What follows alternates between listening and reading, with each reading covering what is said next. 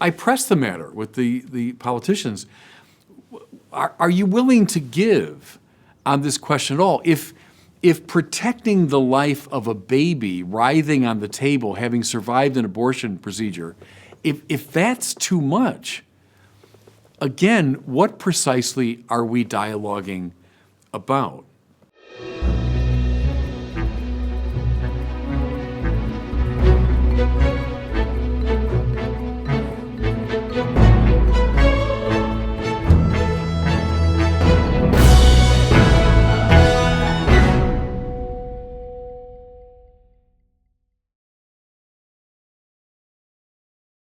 A couple years ago, I had the privilege of speaking at the Library of Congress to members of Congress, to staffers on the Hill, and so on.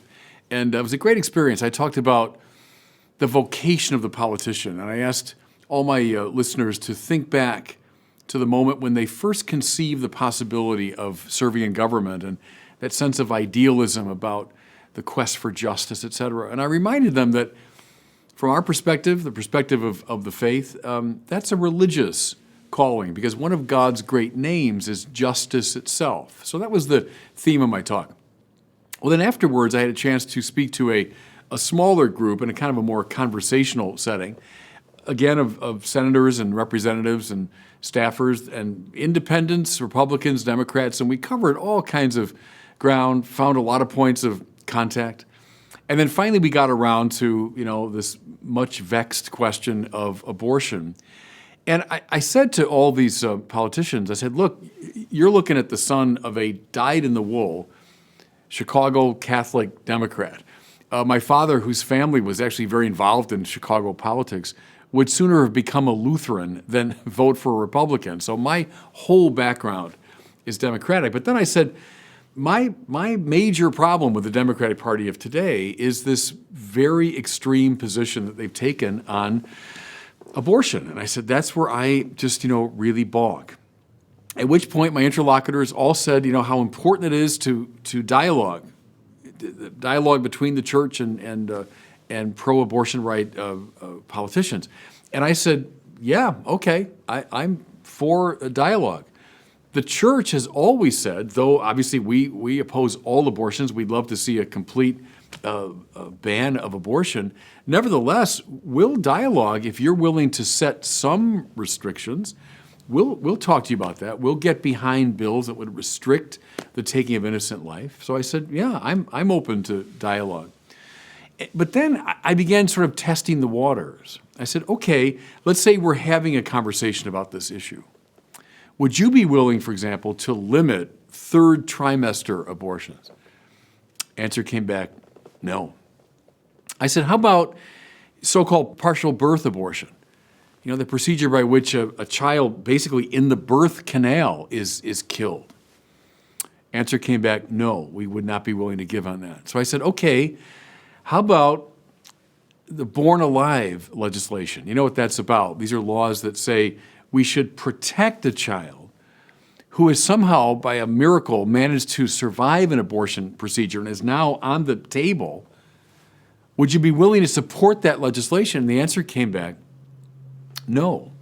And just so you don't think the group I was talking to was particularly intransigent, just a few months ago, Senator Ben Sasse proposed this legislation. He said, look, can't we all agree across the aisle that a baby writhing on the table, having survived an abortion procedure, should be protected? Can we all agree with that? And of course, he didn't get the votes to break the Democratic filibuster. So see, here is my question.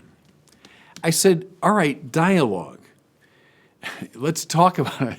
But if this is the case, what exactly are we dialoguing about? I asked.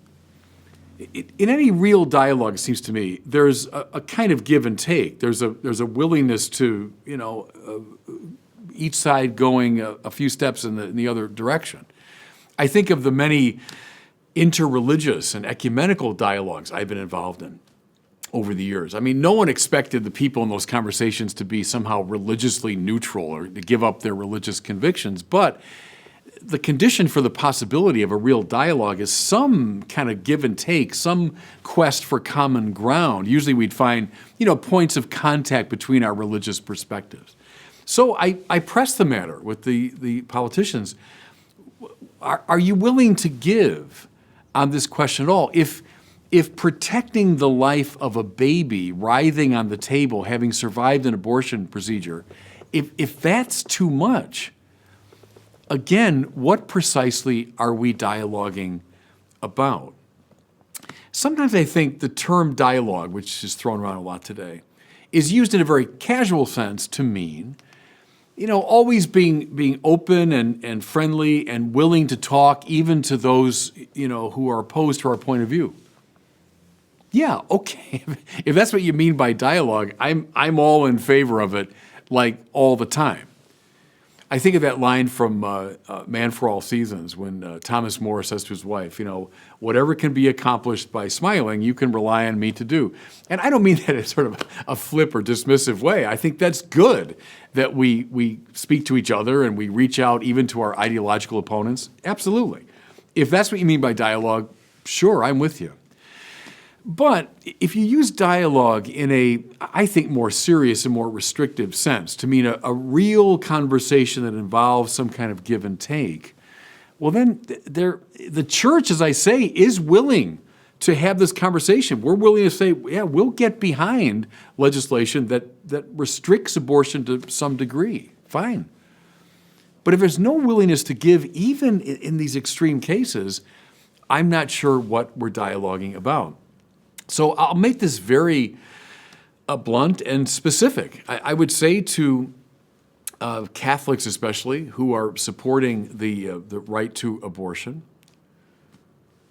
okay, are you willing to support this Born Alive legislation? As a first step, that's all I'm asking.